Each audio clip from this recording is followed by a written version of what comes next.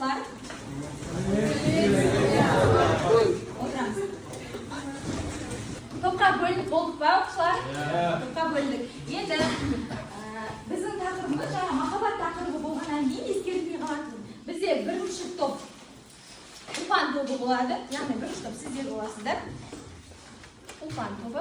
Екінші топ Есеней және үшінші топ олардан туған қыздың есімі кім еді? Біжікен. Дұрыс айтады. Екінші топ бізде Есеней тобы. Үшінші топ Біжікен тобы. Жақсы. Келесі енді тақырыпқа өтейік. Тақтаға назар аударайық. Үй тапсырмасы берілді, иә? Үй тапсырмасына не берілді? Попс формуласына салу керек болғанбыз. Яғни шығарманың тарихи құндылығын анықтаймыз, оны попс формуласына саламыз. Кім орындады? Мен орындадым. Бәрін орындадың ма? Бірінші топтан кім оқиды? Дана оқиды ма? Бәріміз үлгереміз. Мен тезірек үй тапсырмасын білсем. Оқи берейін ба? Оқы. Менің ойымша шығармадағы тарихи құндылық қазақ әйелінің қоғамындағы орны мен 19 ғасырдағы қазақ өмірінің шынайы көрінісі. Мен оны былай түсіндіремін. Ұлпан әділ, ақылды, қайратты әйел. Ол ел басқару ісіне араласып, халықтың құрметіне ие болған әйел болған. Оны мына фактілермен менің ойымша шығармадағы тарихи құндылық қазақ қоғамының әлеуметтік құрылысын, әйелдердің рөлін және сол замандағы тұрмыс-тіршілігін шынайы суреттеді. Көшейік. Бағалау әдістеріміз бізде бүгін домбыра әдісі. Бізде қазақта қандай мақал бар домбыра туралы? Нағыз қазақ емес. Дұрыс айтады. Нағыз қазақ емес, нағыз қазақ домбыра. Бізде бұл жерде қазақи стилде наным нақышта болып жатқаннан кейін қазақ қызының тағдыры, қазақ халқының тұрмыстық өмірі болғаннан кейін сене де бағалау бүгін домбыра әдісі арқылы болады. Яғни бірінші топ Ұлпан, екінші топ Есеней, үшінші топ Бижікен. Соңында осы жинаған балдарымызды, яғни топтың маған басшысы керек болады. Бірінші топтан кім басшысы болады? Дархан, екінші топтан? Ордан, үшінші топтан? Осы үшеуміз қазір соңында сабақты қорытындылайтын кезде сіздер маған тапсыратын боласыздар. Өздеріңіздің топтарыңызды қалай бағалайтындарыңызды. Жақсы ма? Келесі, енді тақырыпқа өтейік. Біздегі тақырып Ғабит Мүсіреповтің Ұлпан романының жаңашылдығы. Яғни жаңашылдық деп атын айтып тұрғаннан кейін біз қазақ әдебиетіне қандай жаңашылдық қосылды, осы Ұлпаннан кейін қандай да бір жаңалық енгізілді ма деген тақырыптарды қозғайтын боламыз. Соның ішінде бірнеше сұрақтарға, болжам сұрақтарға, яғни сабақтың үстіне жауап беретін сұрақтарға назар аударайық. Біріншіден, романның идеясы бізде осы заманға сай ма, қалай ойлайсыңдар? Қалай дәлелдейміз оны? Өйткені роман ұлттық идеясына сай келеді. Осы заманға сай келеді, иә? Неге өйткені бұл жерде қазақ қызының қайсарлығы көрсетіледі. Осыған дейінгі мысалы Шұғаның белгісінде болсын, осыған дейін қазақ қыздарының тағдырын өтті ғой, Ақбілекті. Ол кезде бізде қазақ қызы бұндай қайсар емес, қайсар мінезді емес, иә? Ұлпанда ол ерекше көрсетіледі. Енді жаңашылдығы неде деп ойлаймыз осы романның? Жауап бере ғой. Жаңашылдығы дегенде ол романда кейіпкер ретінде тек отбасыда ғана емес, ел тірегі ретінде де суреттелген. Өте дұрыс айтады. Дұрыс айтады. Аманат, тарихи байланыс. Тарихи байланыс дұрыс. Енді осы ұғымдардың, яғни ұрпақтар сабақтастығының біздің Ұлпанмен қандай байланысы бар деп ойлаймыз? Байланыс бар ма? Ұрпақтар сабақтастығы. Яғни Ұлпан романынан бізге жеткен бірдеңе бар ма? Мысалы, өткен сабақта қозғадық, иә, рудың есімдері туралы. Әйел адамға берілген бірнеше рудың есімдері бар. Бізде ол қазіргі уақытқа дейін актуальды, яғни ол руда қаншама бірнеше адамдар өмір сүріп жатыр. Керейдің ішінде Абақ деген ру бар, Есеней деген руымыз, бұл әйел адамға берілген, яғни бұл руда бірнеше адамдар қазір бар. Ол үшін ұрпақтар сабақтастығы дегеніміз сол екен. Енді тапсырмаға көшейік, яғни бізде топтық тапсырма болады. Бүгін топпен бағаланатын болғаннан кейін тақтаға назар аударайық.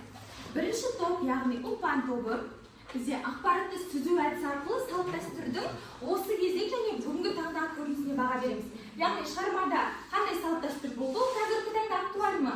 Ол маңызды ма? Біз сол салт-дәстүрді қолданамыз ба деген сияқты. Екінші топ, Есеней тобы.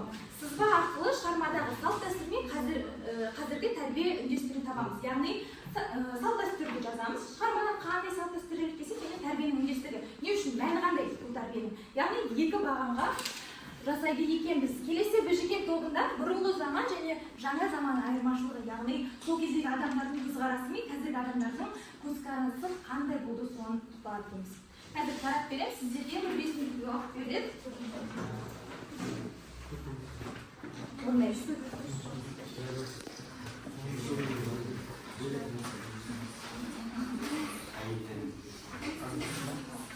Короче, мен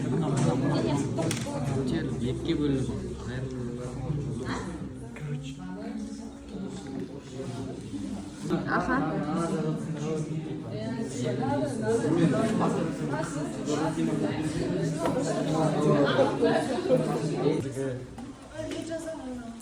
қазіргі заман әйелдің баяғы заман әйел Бірінші топтан бастаймыз, тапсырма уақыт болды. Бірінші топ тыңдаймыз, қалған екі топ тыңдаймыз.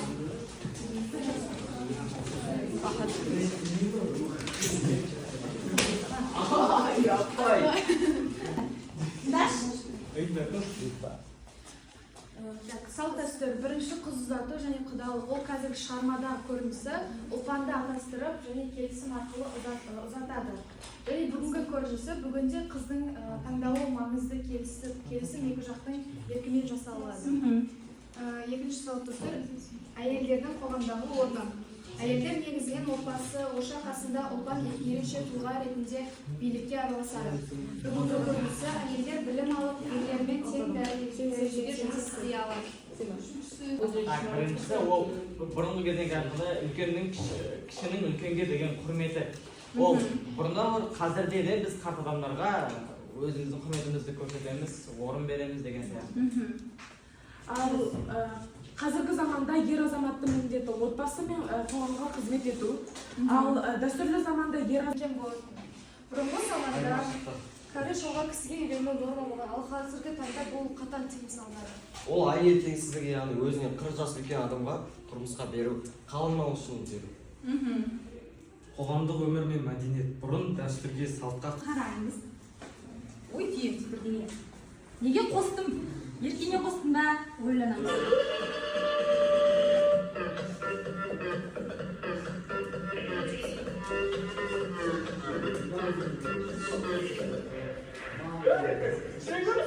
Мен қазіргі таңда әрбір қазақ қызының бойында бар екі қасиетті қазақилық және заманауилық.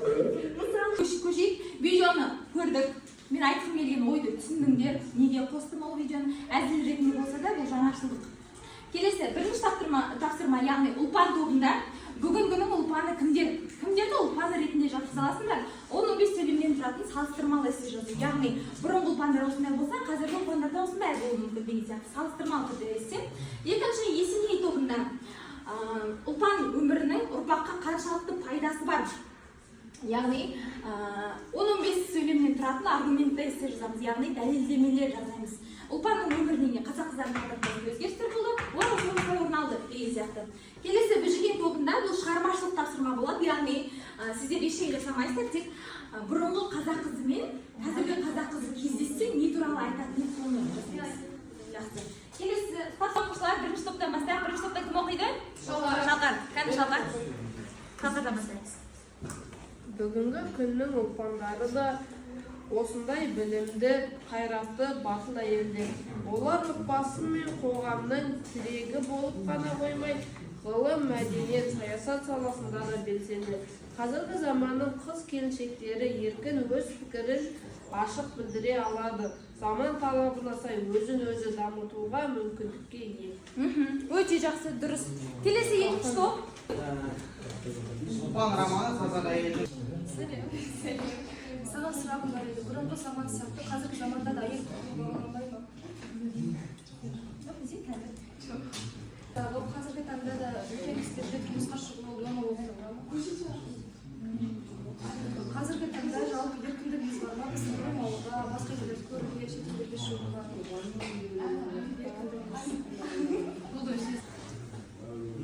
Мына жерде қанша балалар? Сол, мына жерде атымен кіру керек болды. Бірінші топ, екінші топ, үшінші топ кіресіңдер. Тек бір ғана топбаштың телефонымен, жақсы ма? Бір ғана топбашы Иә.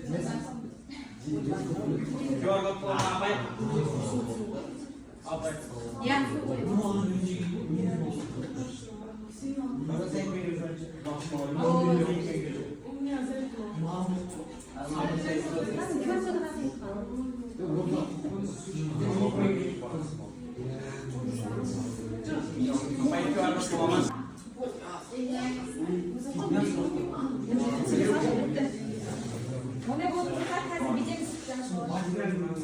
Қара. Келіп қалдық, жаңа сабақтың басында айттық, иә. Жүректен жүрекке деп дәл осылай топқа бөліндік қой.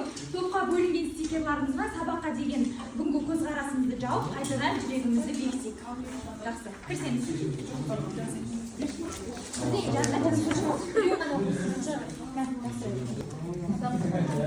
әкем мен дедім.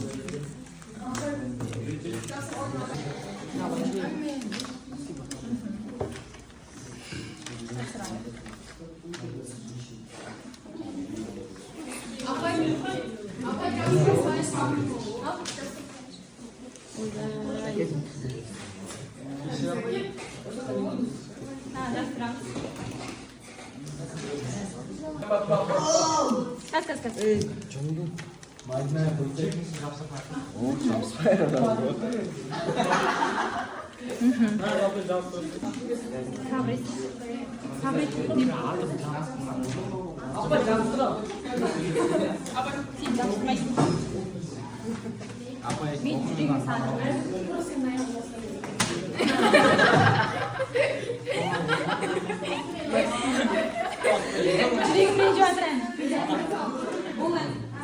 Тұра тұра аяқтай салайын. Табағымыз осымен аяқталды, бірақ біз бағалаған жоқпыз, иә. Сондықтан оқушылар орнымыздан тұрайық. Балдар бұл сабақ барысында айтылып отырды, иә. Тобымызда қанша бал болды? Дархан, ұлған тобында қанша бал? Тобында общий санағанда былай 10 бал болды. Аха, яғни бүгінгі сабақта бәрі дұрыс қатысты. Келесі, Есеней тобында? Есеней тобындағы бүкіл бал санағында 10 бал шықты. Жақсы. Келесі? Аха, жақсы. Келесі, үй тапсырмасын алып алайық.